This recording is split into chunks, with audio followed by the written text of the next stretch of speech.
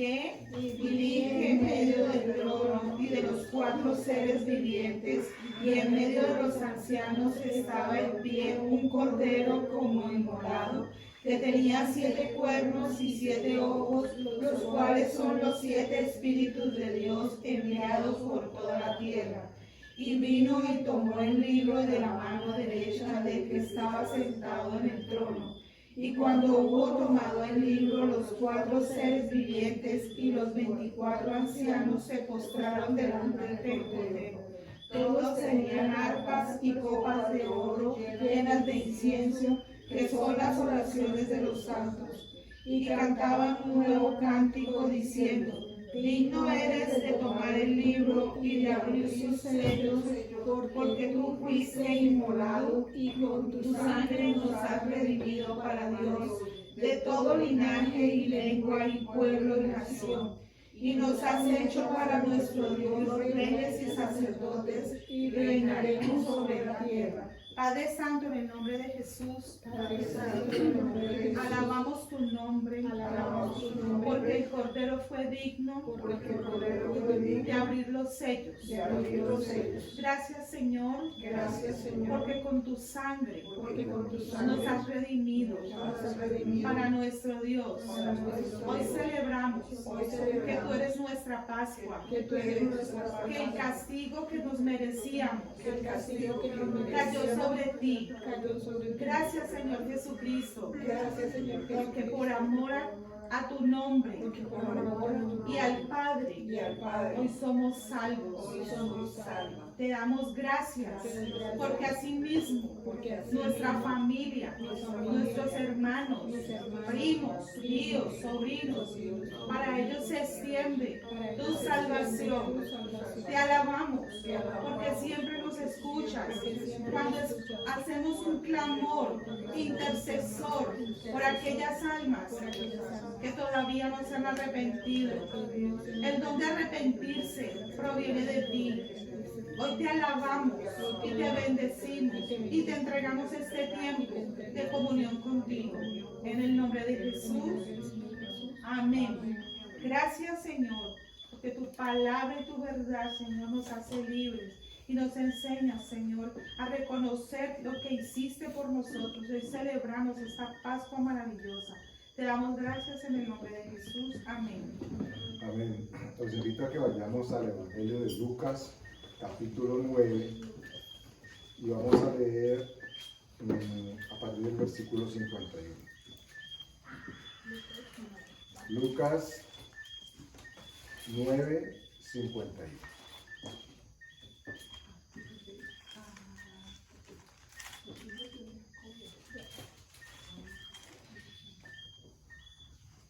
Amén. Amén.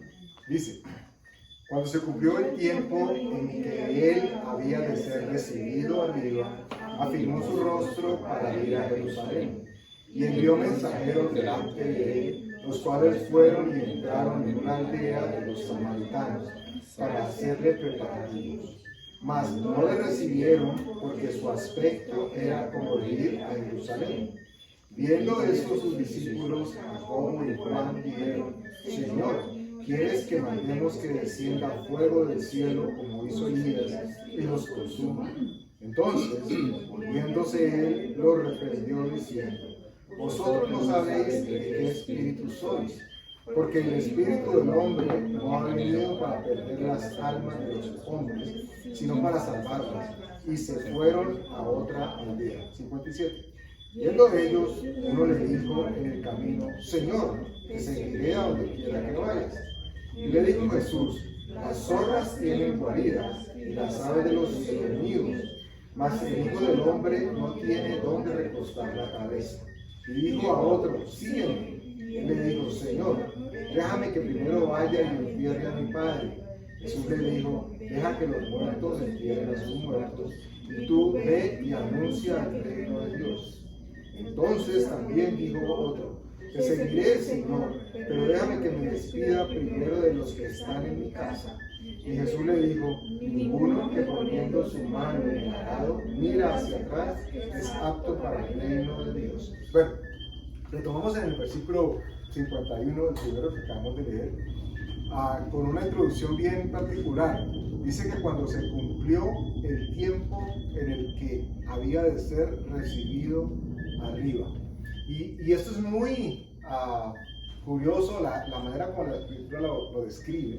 Miren ustedes que no dice el tiempo en el que él había de morir, sino dice en el tiempo en el que él había de ser recibido arriba.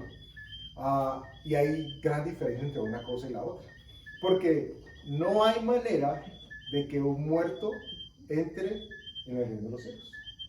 Jesús por eso termina diciendo, cuando uno llama a uno y le dice, ven y sígame, y le dice, no, déjame ir a enterrar a mi padre o familiar. Le dice, deja que los muertos entierren a sus muertos, porque es obvio de que el reino de los cielos, él lo dijo después, servía a un Dios de seres vivos. Entonces no estamos hablando de la muerte. De hecho, Jesús no subió muerto arriba, aunque miren, parece que uno lo asociara inmediatamente, murió y entonces ya, pero él nunca subió delante de la presencia de Dios muerto estuvo en la carne. Él subió cuando resucitó delante de la presencia de Dios. Espiritualmente no sabemos qué circunstancias se dieron en el momento de la muerte y la resurrección, mientras él estaba en cuerpo aquí. Pero lo que sí es evidente es que la Escritura nos describe de que cuando las mujeres que lo acompañaban en sus corridas lo fueron a tocar, cuando se emocionaron porque se dieron cuenta de que él había resucitado, les dijo, todavía no me toquen porque no he subido a mi Padre. ¿Recuerdan esa descripción que hace la Escritura? Entonces, cuando dice que cumplió el tiempo en que había de ser recibido arriba, quien iba a ser recibido arriba era no el cuerpo, pero la persona de Jesús. Lo que había sucedido con él era el que iba a llegar delante de la presencia de Dios para poder que pudiese ser ministrador de nosotros los que íbamos a ser herederos de salvación. Continúa diciendo, afirmó su rostro para ir a Jerusalén. Y es como si yo les dijera a ustedes, bueno, afirmen su rostro como si fuéramos a ir para Cartagena. ¿Qué harían ustedes? Sacar el vestido, ¿Cierto? Y entonces venían a Martica por ahí en bikini por toda la cesta y la gente diría, ay, esta señora enloqueció. No, ella diría, voy para Cartagena. Cuando la Escritura dice que el Señor afirmó su rostro como para ir a Jerusalén, es importante que tengamos en cuenta que no fue que él se puso o más serio, o más triste, o más alegre. Había una costumbre, porque recuerden que estamos hablando de la Pascua. Él estaba siendo preparado y estaba dando un ejemplo de lo que iba a suceder más adelante. Porque ellos se dirigían hacia la fiesta que iba a tomar lugar, ¿en dónde? En Jerusalén. ¿Y qué era lo que normalmente sucedía cuando las personas iban para la fiesta en Jerusalén, para ese tipo de fiestas? Celebraban la Pascua, pero ellos llegaban y se ponían el bikini, como Martica decía ahora, el vestido de baño. No, había una manera particular en la que ellos se vestían, o se ponían, o se acomodaban, o llevaban algo que los identificaba hacia dónde iban a ir. Nadie podía decir, no, sí, van a seguir derecho para, qué sé yo, La Guajira. No para La Guajira, iba para Cartagena. En este caso iba para Jerusalén. Y él iba vestido, su atuendo era de una manera particular, al punto que hubo unos que lo miraron y ¿este dónde va? No lo tratamos bien porque mira cómo va vestido. Va para Jerusalén. Y aquí vamos a retomar algo que yo creo que en el pasado lo hemos visto, pero vamos a profundizar un poco en estos momentos. Dice que afirmó su rostro para ir a Jerusalén. 52. Y envió mensajeros delante de él, los cuales fueron y entraron en una aldea de los samaritanos para hacerle preparativos. ¿Qué recuerdan ustedes de diferencia o de coincidencia entre los samaritanos? ¿Quiénes eran los samaritanos? No la iban con los judíos, eso lo sabemos ya. Pero ¿quiénes eran ellos? ¿De dónde salían? De Samaria. O sea, lógica aplastante. Los samaritanos salieron de Samaria. ¿Y qué los identificaba? ¿Qué los hacía reconocerse o que los reconocieran como samaritanos? eran como... Que eran de Samaria. No, ¿Eran nobles? su aspecto, no, ellos No era lo contrario. eran pobres, eran de aspecto humilde. Bueno, miren la asociación tan interesante que en ese momento llegamos por el conocimiento y la asociación que hacemos nosotros con el nombre o la expresión samaritano. Porque cuando nos hablan de el buen samaritano, pensamos, hay veces hacemos la asociación con lo que pasó en la Biblia, pero muchas veces nos quedamos con lo que aquí en este momento en la tierra nos dicen. Cuando nos dicen, él pertenece a la misión del buen samaritano, ¿en qué nos imaginamos o a quién imaginamos? A una persona que sirve, que presta un servicio para los pobres, ¿cierto? Es muy común de la religión mayoritaria que tengan ese tipo de personas que sirvan. Pero vámonos un poco más a lo que bíblicamente nos describe la escritura qué pasó. Un poco de historia bíblica. El pueblo de Dios se dividió en dos. Ustedes ya en este momento recordarán quiénes son esos dos. ¿Quiénes eran los dos?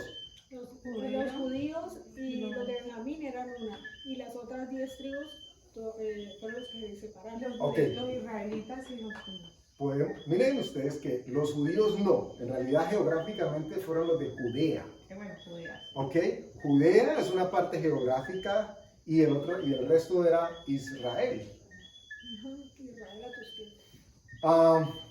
Los de Judea, que eran muy dedicados, ¿ok? En cuanto a la ley, fueron los que en teoría se conservaron puros, no se mezclaron con otras naciones o con otros pueblos.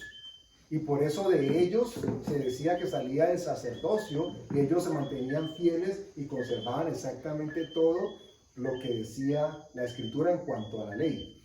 Pero los israelitas, las otras 10 tribus, ellos no se mantienen tan puros como los de Judea, sino que ellos se mezclan con sus vecinos, tanto cultural como emocionalmente. Y producto de esta fusión, entonces se da una circunstancia particular. Tenemos por un lado a quienes estaban ceñidos perfectamente a la ley y a las tradiciones de quienes interpretaban la ley, y por el otro lado estaban aquellos que se habían mezclado. Creían en muchas cosas de las que los primeros creían, pero no creían en otras. Ejemplo, los de Judea seguían la ley que había dejado o establecido Moisés, ¿ok? Sabían que solamente podían adorar a Dios y adoraban en el templo. Los israelitas creían también que Dios era uno solo, ¿ok? Que Moisés había entregado la ley para que ellos la siguieran, pero ellos no adoraban en Jerusalén, ellos no adoraban en el templo. Ellos tenían un lugar alto donde adoraban. Recuerdan que el encuentro que tiene el Señor Jesús con la mujer samaritana, ella estaba preguntándole cosas y dice, ustedes no saben qué adoran, ustedes no saben, porque el sitio donde adoraban unos era uno distinto al de los otros. Los samaritanos es la mezcla de los israelitas con otros pueblos u otras naciones. Forman parte del pueblo escogido por Dios, sin embargo, era el pueblo que culturalmente los de Judea o los judíos miraban por debajo o por encima del hombro más bien, porque los consideraban ciudadanos de segunda categoría. Se habían mezclado y habían perdido su pureza. Han perdido su identidad. Sin embargo, este es el escenario en el que Jesús está hablando, que está siendo preparado para ir recibido arriba. ¿Y a dónde va él? A Jerusalén, porque él es judío. Pero, ¿qué leímos ahora? ¿Qué instrucciones dio él al pueblo que tenía que ir a sus discípulos? Para hacer los preparativos. Miren que él se dirigió fue a Samaria, ¿ok? Donde estaban los samaritanos, allí iba a tomar lugar la preparación que iban a hacer previo a las fiestas. Y dice que no le recibieron los samaritanos porque su aspecto era, o su rostro era, como de ir a Jerusalén. ¿Qué hay evidencia aquí? De que los samaritanos y los judíos no se llevaban entre sí. Y donde se veían, se tiraban.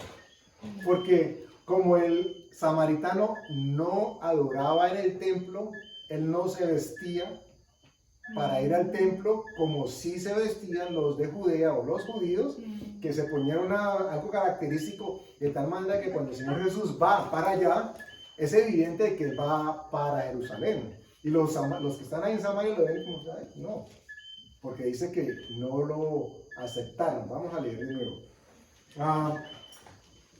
52. Y envió mensajeros delante de él, los cuales fueron y entraron en una aldea de los samaritanos para hacerle preparativos. Primera pausa. Miren que él escoge a lo desechado del mundo, a lo que la gente consideraba menos, a lo que habían menospreciado, y es a ellos a quienes Dios escoge para a través de ellos presentarse y manifestarse al resto de la humanidad. Dice, mas no le recibieron porque su aspecto era como de ir a Jerusalén. A Jesús no le importó esto mucho. ¿Ok? Jesús dijo, a bobar. Sí, digo, a bobar esto. Si yo me puedo vestir como sea. Jesús ya puedo salir rasta.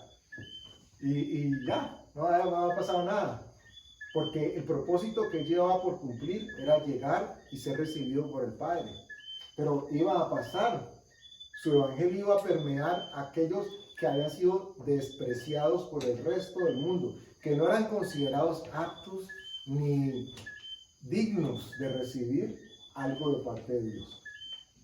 Ellos de alguna manera miraron a Jesús con molestia, porque Jesús iba a adorar en Jerusalén. Pero ojo, Jesús siempre fue caminando como punta de lanza, liderando para que los demás lo siguieran, porque él dijo de sí mismo 3 cosas que todas las sabemos básicas. ¿Cuáles son? Yo soy La luz del mundo. o yo soy el Camino, la verdad y la vida. Nadie viene al Padre si no es por mí. Pero lo que toma lugar aquí es muy determinante para el resto de la humanidad. Jesús está mostrándonos a ellos en ese entonces y a nosotros ahora cuál era el camino y hacia dónde llevaba ese camino. El camino era Él y hacia dónde era, para arriba, donde estaba el Padre. La apariencia física no importaba mucho. El desdén o el menosprecio que tuvieran otros por otros no importaba mucho. Lo que importaba era lo que cada quien estaba disponiendo en su corazón. Había algo que no les mencioné ahora.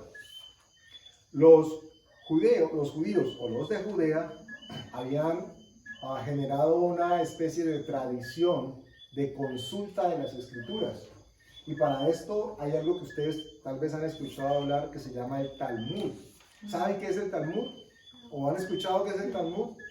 Es la reunión de los conceptos, de las opiniones, de las interpretaciones de los rabinos. Casi que un libro paralelo a la Biblia. Ellos usan eso. Claro, el judío practicante depende de la interpretación bíblica de acuerdo a lo que otros hayan dicho anteriormente. Y esto es complicado. El otro equivocó.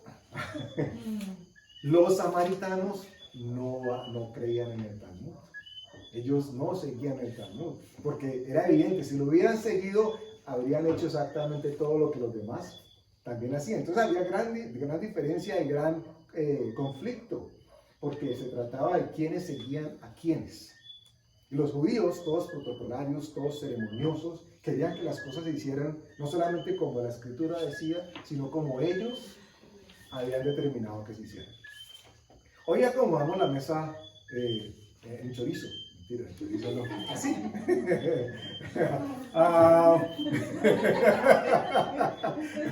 Yo sé que suena un poco ortodoxo, pero básicamente, y parte del propósito del mensaje es este, que nosotros podamos darnos cuenta de que Jesús no fue un ser enviado por Dios que llegó acartonado y cuadriculado con su manera de llegar y de predicar el Evangelio. Todo lo contrario. Si de los judíos dependiera, Jesús no había predicado ni a las prostitutas, no había predicado a los samaritanos, no había predicado con mucha gente a las que él llegó a buscarlos, porque a los ojos de los judíos ninguno de ellos era merecedor del perdón o de la gracia de Dios. ¿Por qué? Porque las tradiciones establecían de que ellos no eran aptos para estas cosas. Y Jesús llega y dice, bueno, no lo dice, estoy por supuesto parafraseando un poco. ¿Cuál es la casa que aquí en este pueblo más menosprecian? Y dije, uy, señora, ya, señor, si usted la considera. O esa familia allá, si usted supiera cómo son. Y dice, casi que ese es el contexto, ¿no? Dice, yo quiero ir allá. Porque dice que vino a buscar lo que se había perdido, lo que había sido menospreciado por otros.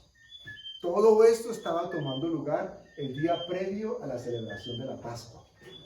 Y la semana pasada, creo, ustedes recordarán que hablamos precisamente a propósito de lo que tomaba lugar en la Pascua. ¿Qué era lo que pasaba en la Pascua?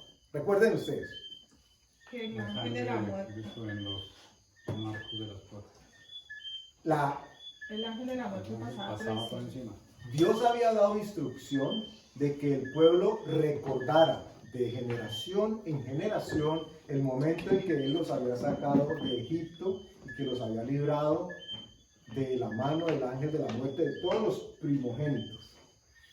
Cuando Israel o cuando el pueblo judío está celebrando la Pascua, lo que está haciendo eco es de la instrucción que dio Dios, de que recordaran de que Él, a quienes había cubierto con su sangre, los guardaba de cualquier tipo de mal que viniera por consecuencia de no cumplir la ley. Esto era lo que estaba pasando. Recordarán ustedes que también se necesitaba que para que la ley se cumpliera, tenía que presentarse un cordero sin mancha, sin arrugas y que fuera inocente. Y ustedes recordarán que hay un momento mientras Jesús está siendo condenado y luego vituperado y lastimado, donde llega donde un personaje con mucha autoridad, y este personaje con mucha autoridad se hizo famoso porque se convirtió en manicurista, ¿cierto? Porque era el que se lavaba las manos constantemente. Y hubo un momento en que este personaje, Poncio Pilatos, dijo, nada, ningún pecado he hallado o he encontrado en él. Y uno diría, uy, ese Pilatos era un vivísimo, estaba saliendo por la tangente. Y lo que pasa es que estaba cumpliendo la escritura. Estaba estableciendo el marco legal para que el sacrificado que iba a llegar, Jesús, hubiese sido declarado previamente por la autoridad del gobierno como inocente. Porque él dijo, ningún pecado he hallado en él. Y esto es espeluznante de lo contradictorio que es. Porque los judíos, los sacerdotes, los escribas, los fariseos, la gente de la ley, los que conocían la ley, ¿qué dijeron ellos de Jesús? Crucifícale, su sangre caiga sobre nosotros. ¿Y quién? Miren, en manos de quién termina siendo la declaratoria de que él es inocente. Ahora, esto no hace que Pilato sea una perita en dulce, no, pero estaba cumpliendo de parte de Dios algo que tenía que tomar lugar. Y era que el sacrificado, el cordero que iba a ser sacrificado, hubiese sido ya declarado inocente y sin mancha para poder que los pecados que él iba a redimir fuesen redimidos. Entonces la autoridad en ese momento llega y dice, no haya pecado en él. Ya es inocente. Y uno diría, se salvó. E inclusive buscó la manera, porque dice la escritura de que en esos días ellos tenían por costumbre de que él le perdonaba la vida a un preso. Y habían ahí varios. Y dijo, ¿quién quiere que suelte? Y tenía a un lado a Barrabás y al otro lado estaba Jesús y quién sabe quién más. Y todos dijeron al unísono, crucifícale, suelta a Barrabás. O sea que Jesús pudo haber sido declarado por Pilatos inocente y haber dicho, listo, Jesús, andate para tu casa, ya, no te va a pasar nada. Pero ¿qué hubiera pasado? No, pues por eso que nosotros No hubiese existido un sacrificio que nos hubiese arropado a ustedes y a mí. No hubiéramos tenido la oportunidad de que su sangre estuviese sobre los dinteles de nuestro ser, cubriéndonos y librándonos. Como él ya había sido declarado inocente, tenía que ser sacrificado para poder que hubiese redención de nuestros pecados. Entonces, Jesús llega a donde los samaritanos. Y además de eso, un romano, que era peor que un samaritano para ellos. Es el que termina teniendo la autoridad de decir, este hombre no le ha llevado culpa alguna. Y ellos dicen, crucifícale de todas formas. Porque él vino a buscar aquello que se había perdido. Y lo que los hombres habían considerado como dignos de atención, él llega y dice, con su acción, dice, no es los que creen que saben, porque los que creen que saben, siguen a los hombres. Hoy estamos nosotros aquí reunidos porque culturalmente la historia recuerda la muerte y luego la resurrección de Jesús. Y nos hablaron de un jueves y un viernes santo. De hecho, hay algunos que ya lo llaman desde el lunes santo. ¿Y por qué nada? Que no tengo que ir a trabajar, no tengo que ir a estudiar. Entonces es santo. Nosotros tenemos claro de que para Dios y de parte de Dios para nosotros, todos los días son santos. Porque Jesús es el Señor y Él es el Señor de cualquier día, incluyendo el día de reposo para ellos.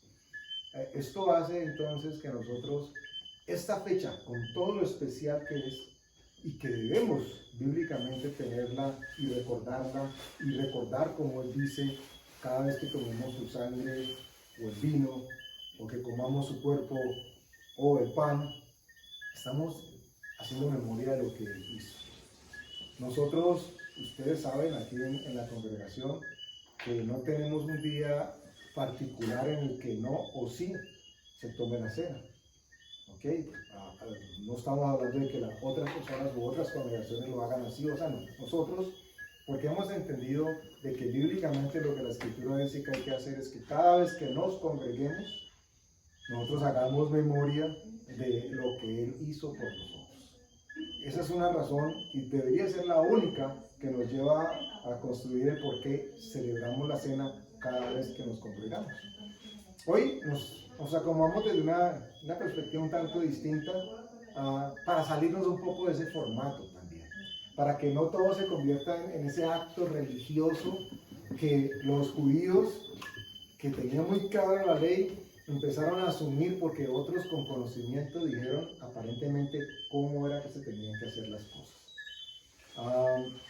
Hubo un momento inclusive, el apóstol Pablo así lo declara, en que la cena se celebraba y no era la galletica y el vino dulce que tomamos ahora o el jugo de uva, sino que se celebraba era comiendo.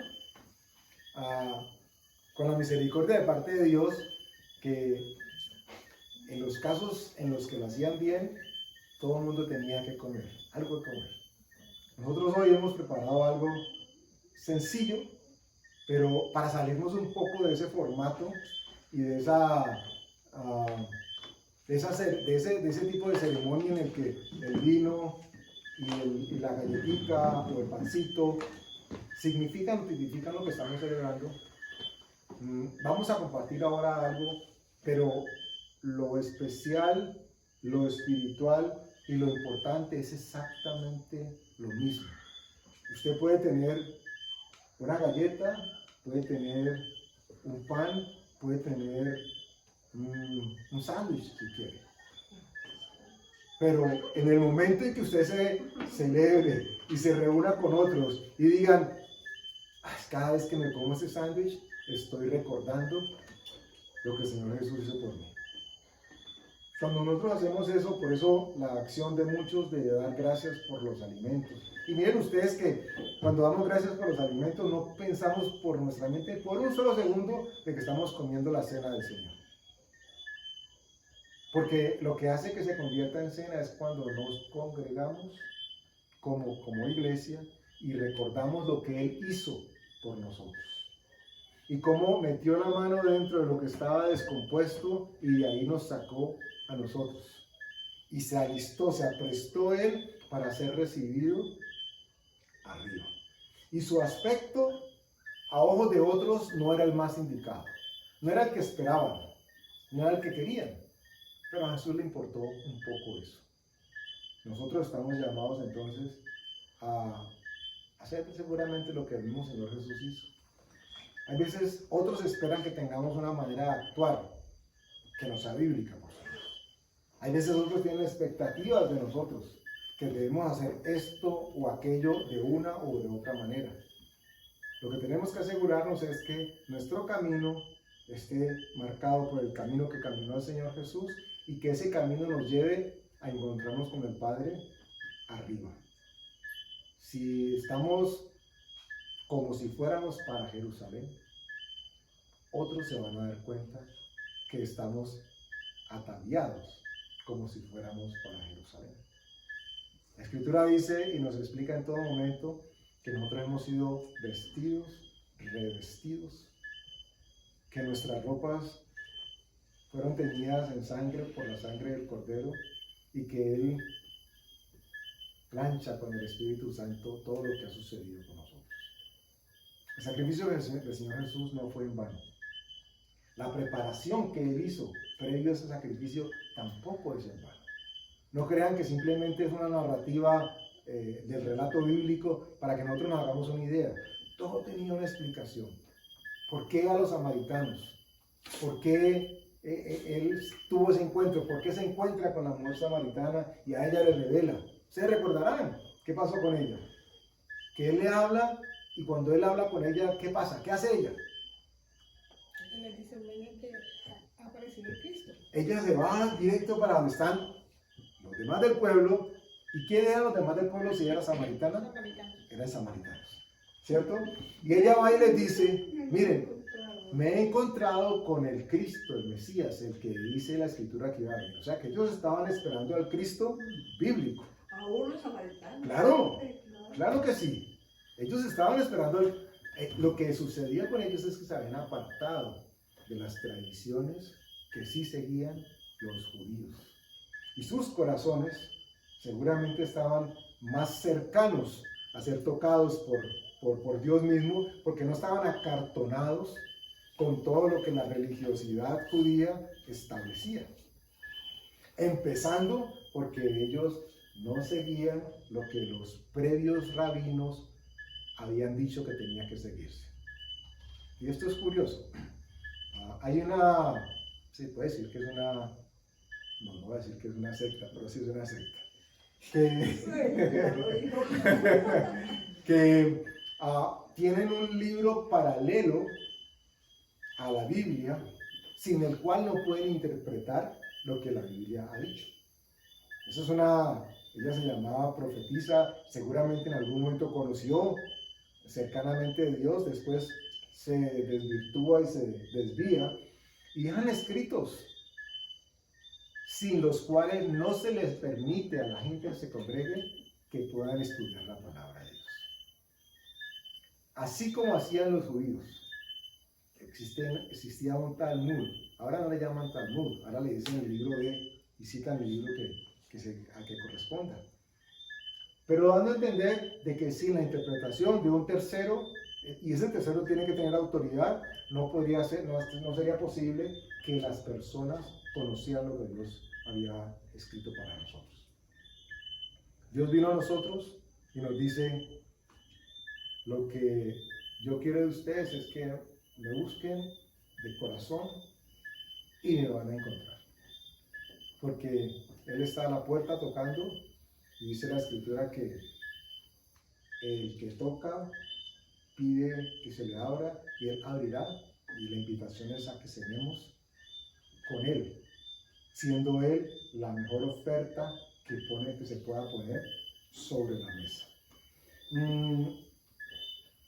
El versículo 54, con esto vamos acabando, dice que cuando los discípulos que iban con Él vieron que los samaritanos lo miraron raro a Jesús, lo miraron con desprecio o lo miraron con recelo, dos de sus discípulos entraron en cólera. Y digo en cólera porque no puede uno esperar nada, no puede uno concluir nada menos con lo que ellos dicen. Dice el 54, viendo esto, sus discípulos Jacobo y Juan dijeron: Señor, ¿quieren que mandemos que descienda fuego del cielo como hizo Elías y los consuma? Imagínense. O sea, Señor, ¿no te saludaron? Te voltearon la cara. Mandamos, danos la orden. Sino que tú me hagas el guiño, Señor, y mandamos a que les caiga el cielo completo. Las luces van a desaparecer. Imagínense ustedes, discípulos de Dios, discípulos de Cristo. Un celo profundo por Jesús. Como sucede seguramente dentro del mundo en que nos movemos. No me saludó. ¿Y qué tal? Señor, pido fuego, fuego por esa hermana o ese hermano que no me quiso saludar, que ni siquiera me vio. Y Jesús le dice algo que es muy importante. Dice: vosotros no sabéis de qué espíritu sos. Y perdónenme, manifiesto un poco mi opinión personal en este aspecto. Yo no entendería que es que Jesús le está diciendo que ellos ni siquiera saben quién es que tienen adentro. Porque ellos, ya Jesús les había preparado, les había predicado y había caminado con ellos. Lo que Jesús les está diciendo es que tienen que darse cuenta a qué espíritu es que están sirviendo. ¿Okay? Porque el que llama fuego sobre los otros para consumirlos, ese no es el Espíritu Santo de Dios. Porque el Espíritu Santo, que es fuego consumidor, él viene no para consumir a las personas, pero para transformarlas. Y Jesús le está diciendo a ellos, palabras más, palabras menos: hey, ustedes tienen que darse cuenta que el espíritu que tienen ustedes dentro no es el espíritu que degenera o que desea muerte de otros, pues es el espíritu que genera vida y que produce vida. Lo reprendió y dice el 56, con esto acabamos: porque el Hijo del Hombre no ha venido para perder las almas de los hombres, sino para salvarlas. Y se fueron a otra aldea. Imagino que ellos quedaron como que: entonces no hay plomo. No le vamos a dar a nadie el señor Chumbimba. Pero ya lo que querían eso. Importante para nosotros como cristianos, cuando nos encontremos en alguna circunstancia con otros cristianos, que de pronto no hagan aquellas cosas que nosotros hacemos, las que hemos aprendido, las que hemos interpretado que se deben de hacer. Seguramente estamos equivocados a los ojos de otros, pero cuando nos encontremos con ese tipo de personas, que nuestra actitud sea la que Jesús esperaba de ellos, no la que normalmente va a salir del corazón presto de cada quien. Es que si de mí dependiera, diría alguno, si yo fuera, yo le enviaba el rayo, le enviaba la centella, o yo sí le diría cuántas son 3 por 4. Cuando Jesús lo que estaba diciendo es: recuerda a qué espíritu tú le sirves. Él estaba presto a ser recibido por el Señor arriba. Y bueno, lo que quería el Señor que nosotros tuviéramos cuenta es que para ser recibidos arriba, como Él iba a ser recibido, no podíamos nosotros albergar en nosotros el recelo, el resentimiento o el deseo de hacerle daño o mal a otros. Porque Él lo que había venido a hacer sobre nosotros era a cubrir nuestros dinteles para que nada malo nos sucediera. ¿Cómo nos atreveríamos nosotros a desearle algo mal a otros? Con la disculpa de que esos otros nos siguen a Jesús a la manera como nosotros hemos entendido que lo seguían. Esta era la Pascua. Jesús no había muerto todavía, pero estaba siendo preparado y dio instrucciones. Hoy nosotros vamos a tomar la Pascua. Generalmente lo tomamos un martes o un sábado. Entonces ahí nos salimos del formato. Que va a ser un jueves. Miren que el día no tiene nada que ver. Lo que tiene que ver es el propósito con el cual estamos siendo congregados. El objeto que vamos a comer, de pronto tampoco tiene mucho que ver. Lo que tiene que ver es que cuando tengamos ese objeto, nosotros estemos haciendo memoria y recordando lo que Él hizo por nosotros. La Pascua significaba eso.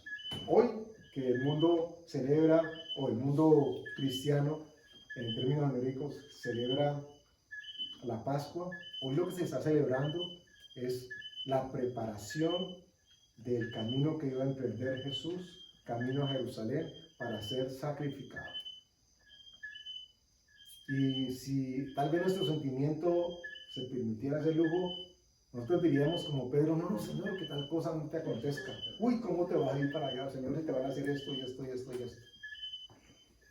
Y él dijo en algún momento, cállense, yo tengo que hacer lo que Dios, mi Padre, ha dicho que tiene que tomar lugar. Hoy estamos celebrando, aquí en esta congregación también, la Pascua, lo que significa la Pascua y el propósito de esa Pascua. Mañana estaremos hablando, Dios mediante, de lo que Dios quiera que hablemos.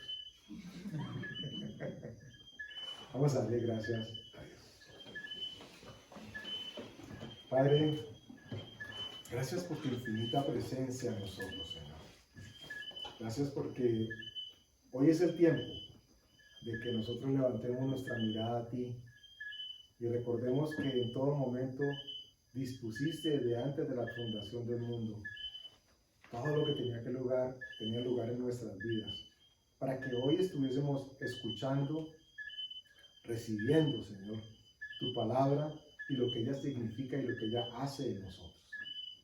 Gracias por habernos considerado vasos dignos, Señor, en el que tu Espíritu Santo fuese depositado y nos transformara, Padre. Perdónanos todo aquello que hacemos, que hemos hecho y aún lo que haremos, Señor, que en nuestra carne y en nuestro sentimiento queremos hacer porque así lo hemos entendido, porque en ese momento creemos que es lo correcto, Padre. Perdónanos, Señor. Perdónanos y recuérdanos que no es con rayos y no es con centellas que nosotros tenemos que hablar y predicar de tu amor. Y aun cuando esos rayos y esas centellas hayan salido de nuestras bocas o nuestras acciones, Señor, ten misericordia de nosotros y recuérdanos siempre que tenemos que seguir a tu Hijo, porque es el camino, la verdad y la vida. En el nombre de Jesús te damos gracias. Amén.